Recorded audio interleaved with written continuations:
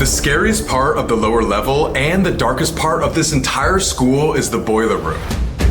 Investigators have always had a weird feeling about the boiler room, but in recent months it's been said to have gotten more and more negative. Visitors have seen floating shadow figures, glowing red eyes, and felt scratches in this boiler room. We aren't entirely sure if whatever is down there is demonic, but what we do know is whatever is down there is out to physically harm you. This is the most malevolent place in the Farrar School, and it's believed that this new negative entity resides in this room.